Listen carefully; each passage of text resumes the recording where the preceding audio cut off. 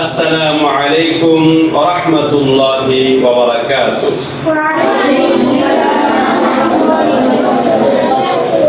ইন্নাল হামদুলিল্লাহ ওয়াস সালাতু ওয়াস সালামু আলা রাসূলিল্লাহ, আম্মা বা'দ। আমাদের দীর্ঘদিন যাবৎ চলমান ক্লাসের আজকের পড়া সবাই মনে দিয়ে তাকাই, আমার সাথে পড়ি আর খেয়াল করি শুদ্ধ এবং ভুল বিষয়গুলো। বলো, বিশুদ্ধ বাংলা উচ্চারণ ক্লাস। আগামীকালকে তোমাদের প্রথম পড়া হচ্ছে যে কোনো দুটি শব্দ থেকে যে কোনো দুটি করে শব্দ যেগুলো আজকে তোমরা সবাই শিখছ, লিখছ, যেগুলো লেখা হয়েছে এগুলোই কালকে শুনবো ইনশাআল্লাহ। সর্বর্ণ এবং ব্যঞ্জন বর্ণগুলো মুখস্থ ইনশাআল্লাহ। এখন আমরা গতকালকে লিখেছি ভুল কত প্রকার। এক নাম্বার কি আঞ্চলিক ভুল, সেগুলো আমরা উদাহরণ শিখেছি, যেমন জরুরি জরুরি কোনটা শুদ্ধ, তারপরে শরীর শরীর কোনটা শুদ্ধ, তারপরে পানি হানি কোনটা শুদ্ধ, তারপরে কথা হতা কোনটা শুদ্ধ। এগুলো আমরা আঞ্চলিক ভুল পেলাম। এখন আমরা 2 নম্বরে ধ্বনিগত ভুল। কি ভুল? সবাই বলো, ধ্বনিগত ভুল। ধ্বনিগত ভুল।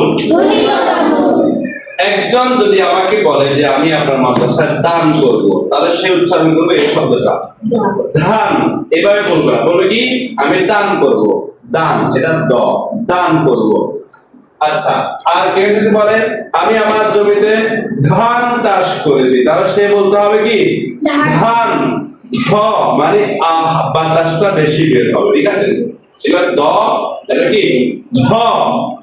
আচ্ছা, যদি কেউ উচ্চারণ করতে দানের জায়গায় বলে আমি মাদ্রাসায় ধান করব, তাহলে শুদ্ধ হবে না, ভুল হবে।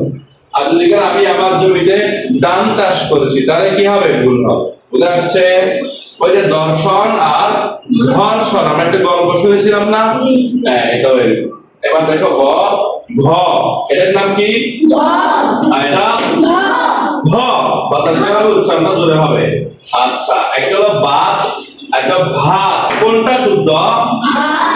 ভাত শুদ্ধ। এটা গ, এটা হলো ঘ।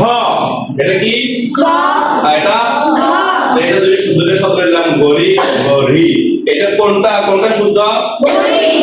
ঘড়ি কোনটা শুদ্ধ? ঘড়ি নাকি গরি শুদ্ধ? এটা উচ্চারণ করতে এটা উচ্চারণ করবে। দেখো একটা দেখি প, আর হচ্ছে হ। দেখি বাবা, দেখি প্রথমটা কি বলছি, প যেখান থেকে সেখান থেকে একটু ধাক্কা দিতে হবে, যেমন প ফ প ফ। আচ্ছা, এবার শব্দ দেখো পেপে, আর হচ্ছে এক হচ্ছে পেপে, এক হচ্ছে খেপে। তাহলে কোনটা শুদ্ধ? পেপে। তা আমাদের গাছে কি ধরে, পেপে ধরে নাকি ফেফে ধরে? পেপে। তাহলে শুদ্ধ কোনটা? পেপে। পেপে, ঘড়ি, ভাত, ধান এগুলো কি শুদ্ধ।